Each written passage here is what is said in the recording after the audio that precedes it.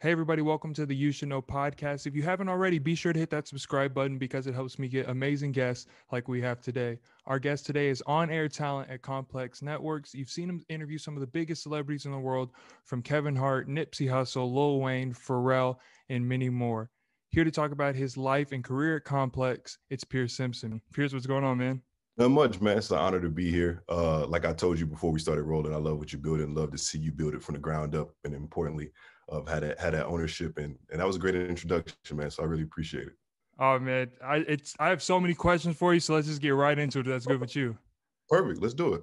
So going from policy production intern at an insurance company to being an assistant manager at Hat World, where did broadcasting get into your life, and when did you decide that this is what you're going to do for a living? Man, that's amazing. That was first off, great question. Great question. Appreciate it. So those jobs are, man, just trying to get me through college in the meantime, and just trying to, like, I remember I was a policy production intern in New York Life during the summer, just trying to do anything in my power to get Jordans. And then I worked the same thing during school, doing anything in my power to get Jordans. But honestly, transitioning into the broadcast world was definitely kind of falling forward and just by accident, so to speak. Got out of college and went to Nice Kicks to intern after I graduated. And Matt Hatfield was like, "Hey, you got a great voice. Have you ever tried this on camera thing?" And I was like, "Nah, but I'm willing to give it a shot." And so I did that in 2014, and ever since then, I've kind of been at it. So it's been fortuitous. I thank God every day for the opportunity, and yeah, it's definitely been a whirlwind, but an enjoyable Well, it's great for you. You're doing great at your job. one. I have a question. Do you think it's important or necessary for someone that wants to do what you're doing? Is it necessary for them to go to college? It's a great point. I'll put it like this. I don't think college is a necessary roadmap for everybody, but I will say college was a useful tool for me, not from the standpoint of just like scholarly things or just the book work, as much as it was just like trying to figure out how to live life as an adult. Everything in between, the balance, the continue to improve on relationships, all those different types of things kind of help me excel. But like I said, college is not for everybody. I know plenty of successful people that didn't go to college and didn't even want to go to college. I think the main thing is just knowing what you want to do and going after that. And it wasn't always an easy road for you. Let's go back to April 29th, 2015. You received an email from Complex News after applying for their editorial producer position that read, "We've reviewed your background for our editorial producer position opening at Complex, and while you have some impressive experiences and skills, we have decided to pursue other candidates that we believe are a stronger match for our current needs." What did that mean to you at the time, and how did it affect you? Man, honestly, in that moment, it crushed me because I remember where I got the email. I was literally doing a video outside with my guy Sid Ashford. We were about to record something. We're doing a series for Night Six called Gridiron Kicks, and I got that email and I was crushed. And I remember he was just giving me some game about like how, you never know where you end up. Just keep doing your thing. And at that point, I think Complex had told me no like 3 separate times. So I was kind of like feeling very defeated. But I understood that you got to push through and continue to grind and continue to go after it because, maybe it might not be right in that moment, but who's to say that it's only your skills that didn't allow for that opportunity to happen? I feel like the universe is always conspiring in your favor. And so I just felt like, maybe one, I can improve my skills, or maybe everything else around me needed to align before that opportunity to happen. And 1 year and 1 day after that email, I made the move to Los Angeles. So it's funny how life works. That's amazing. And so going from rejection to interviewing some of the world's biggest celebrities, do you ever have like a what the hell moment? What am I doing here? Like a starstruck kind of moment? Yeah, every day, and it's more so like being from Texas, things are a lot different compared to when you come out to Los Angeles, California, and so it was a bit of a culture shock for me to kind of getting adjusted to an entirely different part of the country, an entirely different type of culture. And for me growing up, I never expected to just move cross country like that. But every time I step out there and I interview people, and I'm fortunate enough to be in the positions that Complex has put me in, it does kind of feel like a very, very surreal thing, especially considering I had Complex covers on my wall in high school. You know what I'm Right. saying? Like I had that on my wall. So it's funny to see how life works out. And through that rejection, I was able to keep pushing and get to the point that I'm at now. What does your everyday at Complex look like? Because, a normal person, that's not a normal job, that's a dream job for a lot of people. So what is it pre COVID, obviously? What does an everyday look like? I would say just kind of always sharpening your tools. You kind of always have to stay in the know about culture. And so the beautiful thing at Complex is you're able to kind of be cross-functional in the sense of like, okay, I know I may interview an athlete. Let me stay up to date on that. I may interview a movie star. Let me stay up to date with that. So I think a lot of it, the day to day, as far as my position, is just staying ready. So you don't ever have to get ready. You know what I'm Right, saying? Just right. staying in tune with the culture. And the beautiful thing is much similar to what we do every day. Just being on Twitter and just kind of being fully immersed in it. So that's been a blessing of it. It's just kind of being able to do things that's very much aligned to what I already do in my day to day life. And how does the show system work at Complex? Are you coming up with these ideas or these shows? Because you were on Out of Bounds with Gilbert Arenas. You're the host of It's Bigger Than, and then you go to Givion's studio to interview him. Are you coming up with these ideas, or do like the higher ups like have these and they select you for it? Oh man, we got a great team. I think it's all pretty much a collaborative effort. You know, I've been in situations where they give you the leeway to come up with things on your own. And I've also been a part of situations where it comes from the top down. You know, I think that's the beautiful thing about Complex. There's a lot of great creatives there and you're able to get collaborative with different things. And so that's the great thing when it comes to like creating content and creating things like that. With that being said, how important is it for you to build your own brand and your own IP while working at such a big corporation like Complex? That's a great point. I think it's kind of like if you had played sports. I think it's great to build up your own personal brand and do things like that, but don't let it get in the way of the team aspect. You know what I'm saying? So it's just trying to find that healthy balance, so to speak. You know, I try to build my brand in ways that fit me, that's much aligned to who I am as a person. I don't kind of want to get out of that scope, but at the same time, I still want to remain professional and put Complex in the best light because you know that is my employer. So Right. that's just kind of finding that fine balance of like professionalism, but also taking time to find out who you are. You have some amazing pieces that went super viral, like "Why Do You Hate LeBron James?" and the amazing piece "Do You Understand Now?" that's about Colin Kaepernick and the whole kneeling situation. How does it feel making those pieces, and how does it feel after such a big reaction that they get? Man, it's still such a surreal thing that I even think about. And I even hit up my guy Zion today because Zion, who is on the Complex Sports podcast with my guys Chops and Adam Caparel, you know, with those two pieces, he just hit me up on a whim and was like, "Hey, I got an idea. You think you can kind of execute this?" And I recorded it in my closet, and it's just funny to see how just an idea that him and I, you know, that he had, that he relayed to me, that we executed, became something so viral and was able to resonate with people. So in some ways, I'm still trying to digest it, but it's definitely a good feeling. And it definitely is something that feels very, very rewarding, especially because of the topic at hand and what we're talking about and just capturing that moment.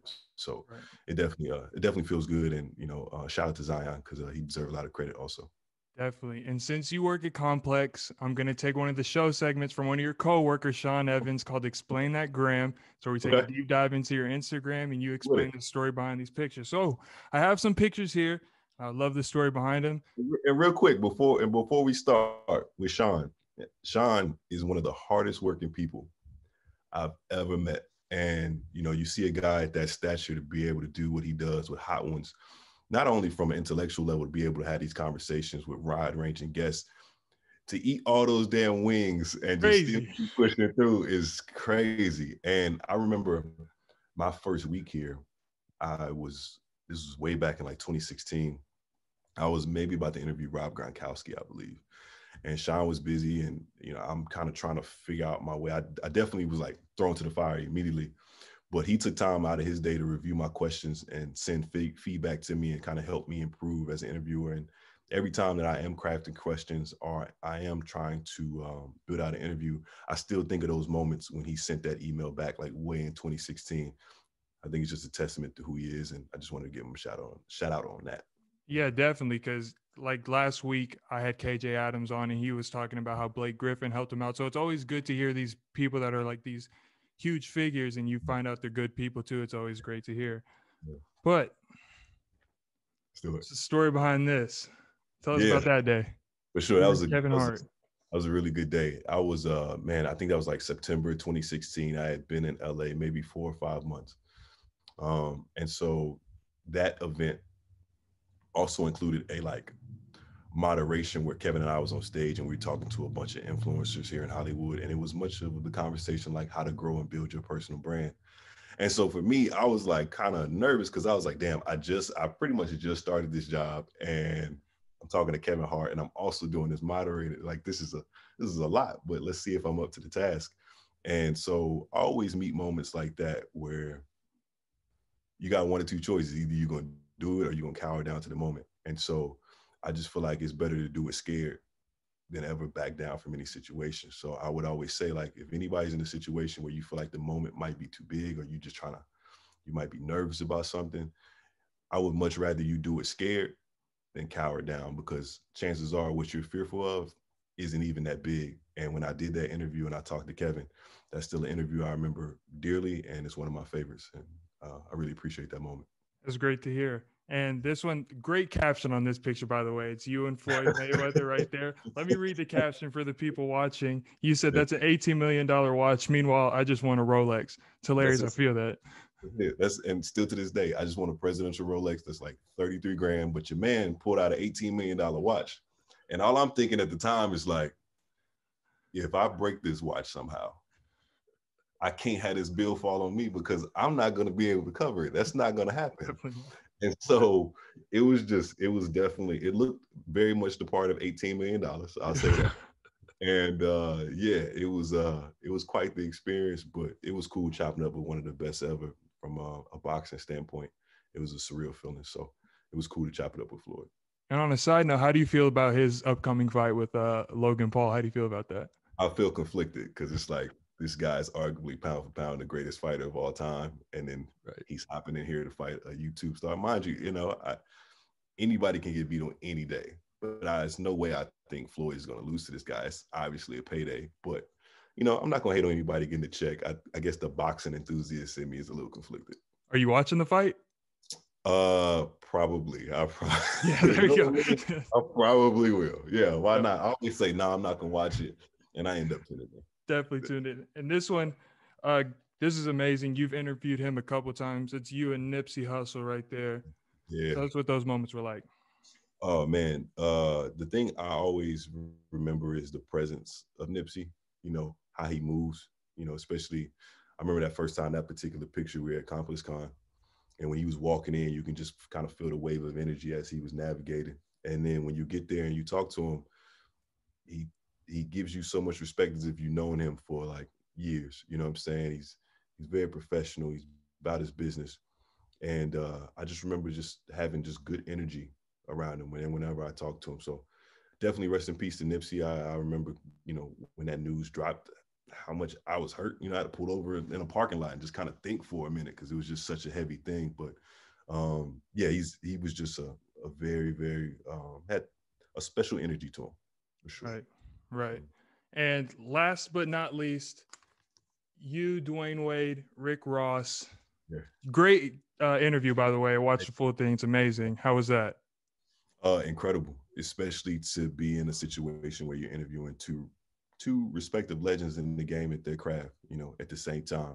It's one thing to interview one in a particular moment, but when you're interviewing two at the same time, it's like a heightened type of thing.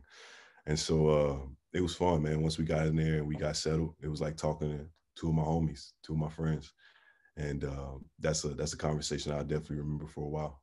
What's your relationship like with Dwayne Wade? Maybe I'm reading too much into it, but I see like y'all comment on each other's Instagram. So it seems like a little more than like an interviewer-interviewee relationship. Do y'all have any kind of like personal relationship? No, nothing like too vast personally. I think it's just respect on either side. Obviously, I have a lot of respect for him, just the legendary player that he was, and just watching him throughout my teenage years and seeing him become the Hall of Famer that he is. And I think he just has some respect for me from the interview standpoint. So shout out to D-Wade, all the respect in the world for that guy. And so, yeah. How does your preparation differ from personal interviews and then those ones where you're interviewing somebody in front of a stadium of 1,000 people or Complex Con and stuff like that? I try to keep it the same either way. If I'm interviewing somebody and it's just us two in the room, I'm going to treat it the same as if I'm interviewing Dwayne Wade and Rick Ross on the stage. It's just that repetition. I never want to cheat the game. I never want to cheat who I'm talking to. So I'm just going to always put that effort and that time into it. And I think a lot of it is seeing the talent that, we have internally here at Complex, because I know that they're going to do the same thing, whether it's like Speedy Mormon or Joe LaPuma or Sean Evans, or the people that came before, like Jinx and Adeska, like they put in the time. So I just want to do my part too, and make sure I keep that standard high. And yeah. Out of all the legendary interviews you've had, all the great work you've done, what's your favorite interviewing moment? Man, uh, I think there's a lot of them for different reasons. Like, of course, the Nipsey one will always be close to me because I got a chance to interview him a few times. I think 3 in total, and it was all great energy every time I talked to him. And it's just it's something I'll always, remember for a while. But I think for me, the second Pharrell interview was probably personally a vindicating moment for me, because the first time I interviewed Pharrell, I felt like I had personally failed at that time. I felt like I didn't do the interview the way it should have gone. And then it kind of drifted to have some like internal conflict that happened. And so that was something that was always on my mind. And that happened my first, like maybe my first month at Complex. And I was like, all right, if I ever get a chance to talk to this guy again, I'm gonna make it right. I'm gonna make it worthwhile. And I always kind of relate things to sports analogies because it helps me understand it a bit better. And so I always look at that moment like Kobe's air balls in Utah, Mm-hmm. Mm-hmm. early in his career. I was like, I'm sure that aided him all summer, but he got to a moment where he's able to defy that adversity and become one of the goats in the game. Right. And so when I got that opportunity to interview Pharrell again, I was locked in and I was focused. And after we wrapped the interview, I kind of told him that story, and he was like, "Man, you did a hell of a job." And it eventually got tweeted by Kanye West. So that was just it was a cool like full circle moment for sure. That's amazing, man. And going into 2021, what can people look to see from you? What's coming up? What can you tease for us? Yeah, I think just continued growth. It's bigger than we're hoping to continue that. We had a successful season 1. I feel like the commentary and the insight I've gotten from people who watch has been really good. So hopefully, just try to continue to build on that, and then also just try to continue to build on me. Definitely don't feel like I'm a finished product in any way, shape, or form, nor should anybody else feel that way about themselves. And I just want to continue to grow, continue to evolve. And so I think 2021 would just be a continued elevation of me, hopefully a more refined, hopefully a sharper me. And yeah. Pierce, thank you so much for coming on, sharing these stories, man. I'm a big fan of you. Hopefully, we get to work together more in the future. Hey, man, Good. I'm a big fan of you. I love what you do. I love what you're building. I love the questions that you provide. And man, you're only going to get better. And I'm excited to see that growth. And before you know, you're going to be one of the best in the game. So I'm excited Amen. to see. Thank Keep you us so in much. I appreciate that. I appreciate that. there. Everybody, that's Pierce Simpson. This is the You Should Know podcast. Be sure to subscribe if you haven't already. I'll see y'all next time.